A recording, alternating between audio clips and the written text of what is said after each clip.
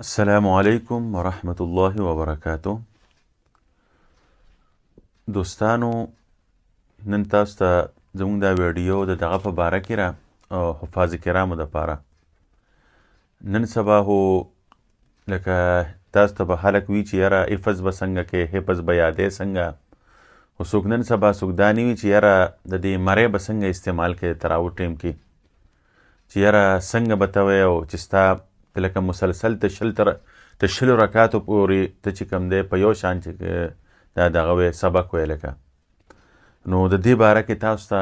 څه ټپس دي چې په تاسو په دې باندې عمل وکړئ، نو انشاءالله لکه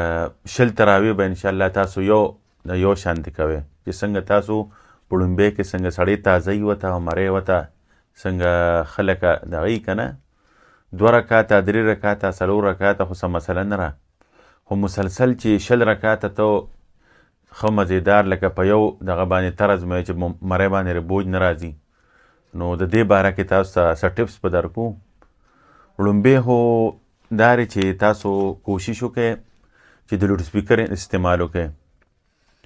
اکثر پر بانډو کې خو دا سهولیت میسر نه وي، خو بانډو کې دا چې کسان به کمی که نه یا 1 څپي یا 2 څپي او جوماتونه هم وړوکي، نو هلته خو زه اواز ځي په مرۍ باندې دومره بوج نه راځي. خو په ښاریو کې شو یا غټ غټ جوماتونه شو، نو هلته اواز نه مسله وي، نو ټول زور په دې مرۍ باندې راځي. حفاظ کرامو ته لکه دا مسله وي چې یاره زما اواز دې ښکلي شي او نو هغه شان لوسپیکرو خو نه لګېدلي که نه بارو، ځکه چې یو لوسپیکر لګېدلي نو هغې فایده پکې دا چې ته کوم سبق وایې نو هغه دوباره ستا دې غوږونو ته راځي، نو تاله مزه درکړي او ته به لکه زور هم نه لګې، په مرۍ باندې به بوج نه راځي. نو لومبۍ کوشش دا کوئ تاسو چې ستاسو که وس رسي یا چې کوم دی جومات والا ته ووایي یاره چې لوسپیکر وړوکی غونته کې مایک کړي که نه چې صرف په دې جومات کې آواز راځي راتنبېږي. نو کوشش کوئ لومبۍ دغه دا دی چې لوسپیکر تاسو ولګوئ، او که لوسپیکر نی نو بیا په کار دا دی چې تاسو لکه هغه به وړوکي جومات بیا او لکه دومره دغه به نه که نه، خو کوشش کوئ چې لوسپیکر ولګوئ. لومبۍ خو دا دی لوسپیکر، او دویم دا دی چې تاسو دروازې به ځکه چې دغه یي که نه روژه یي دا خوب چې کوم دی تس نس شي، د شپې بعضې وخت کې د تراوح نه پس بیا سړی لکه لیټ ودی شي 12 او 1 بجه او بیا چې کوم دی 3 بجې پاڅېدلي او بیا دروازې خوب نه کېږي، نو کوشش کوئ چې حفاظ کرام چې کم تراویح لکه دغه کي که نه قرآن اوري، نو هغوی له کم سے کم چې 8 ګنټې خوب پکار دی، او لکه د شپې خامخا چې کم دی 3-4 ګنټې چې خوب وي، بیا دروازې چې مو ته میلو شي که نه یا غرمې ټیم کې، نو چې خوب یې پوره وي لکه. او د مرۍ بیا استعمال داسې دی چې لومبۍ کې خو به زه 2 رکاته ښه په تیزه باندې ووایم، خو لکه چې مسلسل ته لکه ته دغه ویلی شي که نه چې مسلسل ته یو شانتې ستا اواز وي، لکه اوس زه وایم که نه الله اکبر، لکه اوس دې کې زما په مرۍ باندې په څه بوج رانغی. اوس که د دې پسې یو دویم سټپ دی چې هغې کې وایم الله اکبر، او که زه وایم چې الله اکبر الحمد لله رب العالمين الرحمن الرحيم مالك يوم الدين إياك نعبد وإياك نستعين. اوس تاسو لکه په ایماندارۍ ووایئ چې دې طرز کې زه مسلسل زه لکه 60 رکاته نشم کولی، او اوس که زه ووایم الله اکبر الحمد لله رب العالمين الرحمن الرحيم مالك يوم الدين إياك نعبد وإياك نستعين. اوس که په دې طرز کې زه وایم نو زه انشاءالله ټولو لکه زما په مرۍ باندې به بوج نه راځي.